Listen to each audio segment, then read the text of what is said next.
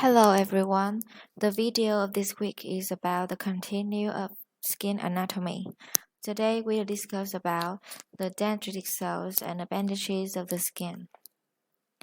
Dendritic cells of the skin consist of three types of cells: melanocytes, Langerhans cells, and Merkel cells. Melanocytes, they are neurocrystalline cells primarily present in the skin basal layer or the stratum basale, the retina, uveal tract, and leptomeninges. In the skin, their main function is to produce pigment, melanin, and store it in melanosomes and for transferring to neighboring keratinocytes. Melanin synthesis, melanogenesis, is stimulated by UV light, inflammation, melanin-stimulating hormone, MSH, and adrenocorticotropic hormone, ACTH, a precursor of MSH. The main steps in melanin synthesis, storage, and transfer are summarized below. The first step is the conversion of tyrosine to DOPA, followed by DOPA to dopaquinone. Both reactions are mediated by the enzyme tyrosinase. The second step is the conversion of dopaquinone to eumelanin and phenylalanine, the two major types of melanin in the skin. Then melanin is stored in melanosomes for transfer to neighboring keratinocytes by melanocyte dendritic processes. Melanin remains permanently inside keratinocytes as pigmented granules. The number of melanocytes is essentially the same in all races. Melanocytes in darker skin types are larger and melanin is degraded slower. Skin complexion is generally classified using the Fibonacci skin type scale, which ranges from skin type 1, lighter skin, to skin type 6, darker skin. Langerhans cells account 5% of epidermal cells. They are scattered in the epidermis but concentrated in the squamous cell layer or stratum spinosum. They are bone marrow-derived dendritic cells, contain Burback granules which have a characteristic tennis racket shape under electron microscopy. Langerhans cells are CD1A positive, and the primary cells involved in Langerhans cell histiocytosis. Merkel cells constitute a very unique population of post-mitotic cells scattered along the dermal epidermal junction, or the basement membrane zone.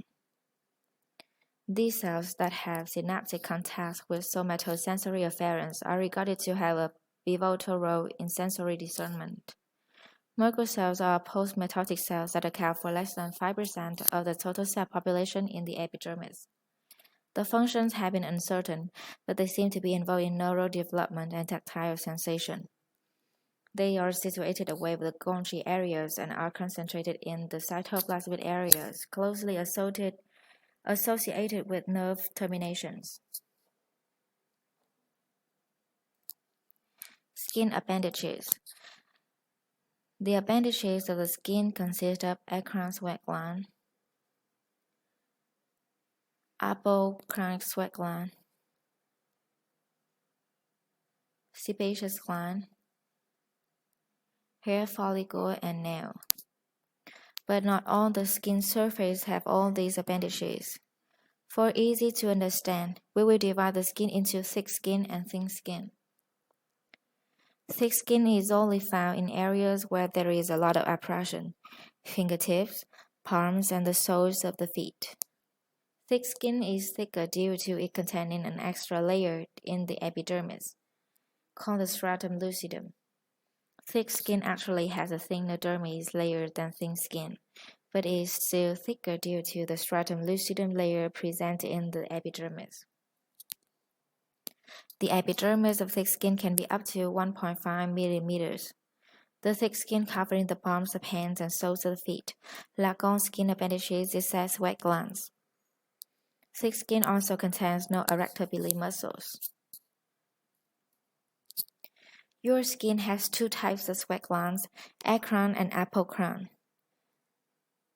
Eccrine glands occur over most of your body and open directly onto the surface of the skin. Adult glands open into the hair follicle, leading to the surface of the skin. Adult glands develop in areas abundant in hair follicles, such as on your scalp, armpits, and groin. Egg wet glands first appear on the palms and soles during the 4th month of gestation. They become functional soon after birth, also called mirror wet glands. Their main function is thermoregulation. Located throughout the body, with the highest density in the palms, soles, and axillate. Egg wet glands are not present in the lips, external ear, beneath glands, and vaginal labia. When the internal temperature of the body rises, sweat glands release water to the skin surface. There it quickly evaporates, subsequently cooling the skin and blood beneath. This is the most effective means of thermoregulation in humans. Egg sweat glands also participate in iron and exogenous weight excretion. In response to emotional or thermal stimuli, sweat gland can produce at least 500 milliliters to 750 milliliters in a day. They also have additional roles in humans. They secrete moisturizing factors such as lactate, urea, sodium, and potassium to maintain skin hydration. Further, secreted sweat mixed with sebum on the skin surface form a moisturizing lipid layer. On the other hand, apocrine sweat glands do not function until hormonal stimulation during puberty. They present at birth but become functional during puberty secondary to hormonal stimulation. Continuously secrete minute quantities of oily fluid of unclear function, or degradation by skin commensals produce a malodorous smell, mainly located in the axillate, areola, external ear canal, eyelid, and anal genital region. Patients with cystic fibrosis secrete hypertonic sweat due to defective chloride channels in sweat glands. When exposed to hot climate or strenuous exercise, they can rapidly become dehydrated. Sebaceous glands are located in the mid-dermis and almost always develop alongside a hair follicle, with an outlet empty into the follicular canal. One below sebaceous unit of a hair follicle consists of the hair follicle itself with an attached sebaceous gland and one erectability muscle. The approximate number of sebaceous glands generally remains constant throughout life, but their size tends to increase with age, especially during adolescence.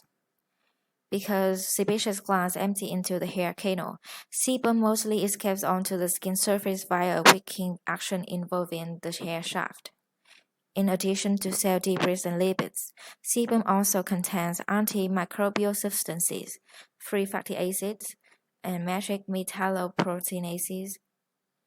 The elements, combined with the formation of cutaneous lipid film, help protect the skin from external insults. The most commonly discussed pathologies relating to the sebaceous glands are acne vulgaris and sebaceous hyperplasia. Some estimate that up to 80% of people will experience acne at some point during their lifetime, and 20% of those will exhibit severe forms involving painful size, sinus tract formation, and permanent scarring. The pathogenesis of acne is complex, with the sebaceous gland playing a prominent role.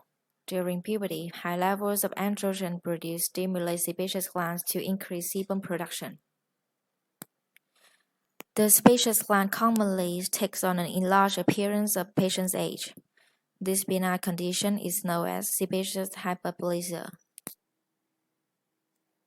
In brief, sebaceous glands produce sebum via holocrine secretion.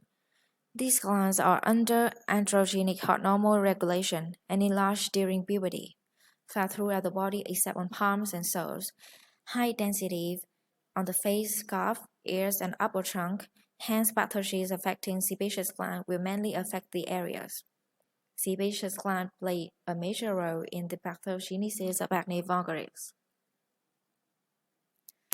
A hair follicle is a tunnel-shaped structure in the dermis. Hairs start growing at the bottom of the hair follicle. The root of the hair is made up of protein cells and is nourished by blood from nearby blood vessels. Hair follicles aren't responsible for how much your hair grows. They also influence what your hair looks like. The shape of your follicle determines how curly your hair is.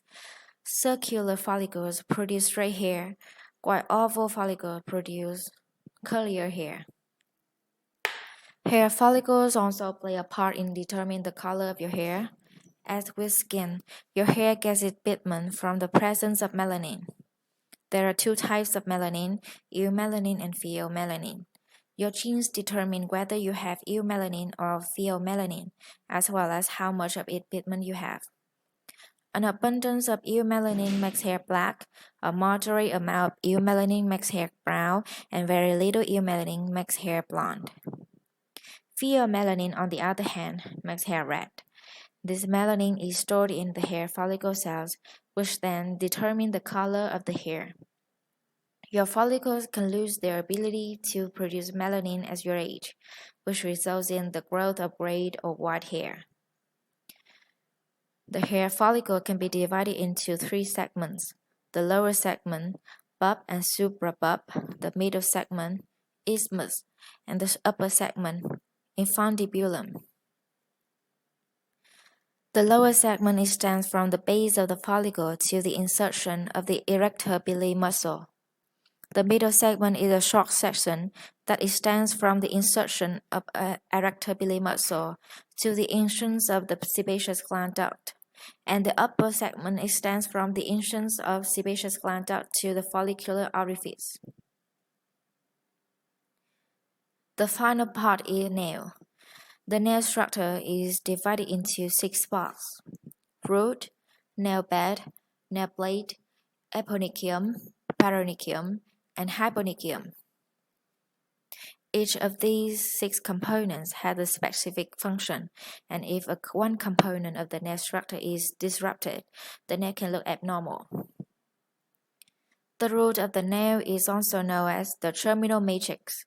Its edge appears at a wide crescent known as the lunula. The root portion of this nail lies below the skin, underneath the nail, and extends several millimeters into the finger. It produces most of the volume of the nail and the nail bed. The nail bed is also referred to as the steroid matrix. It extends from the edge of the nail root, or the lunula, to the hyponychium. The nail bed contains blood vessels, nerves, and melanocytes that produce melanin. As the root grows the nail streams down along the nail bed and adds material to the underside of the nail to make it thicker. Then the nail grows properly. The nail bed is smooth, but if the nail doesn't grow correctly, the nail may split and develop ridges that aren't cosmetically attractive. The nail blade is the actual fingernail and is made of translucent keratin. The pinkish appearance of the nail comes from the blood vessels that are underneath it. The underside of the nail blade have grooves that run along the length of the nail and have anchored it to the nail bed. Eponychium is more commonly known as the cuticle. The cuticle is situated between the skin of the finger and the nail blade. It fuses these structures together and provides a waterproof barrier. The paronychium is the skin that overlaps onto the sides of the nail blade, also known as the paronychial edge. The paronychium is the site of hangnails, ingrown nails, and paronychia, a skin infection. The last one, hyponychium. The hyponychium is the area between the free edge of the nail blade and the skin in the fingertip. It also provides a waterproof barrier. In next video, we will talk about the pemphigus, a disease of your skin. Thank you for watching.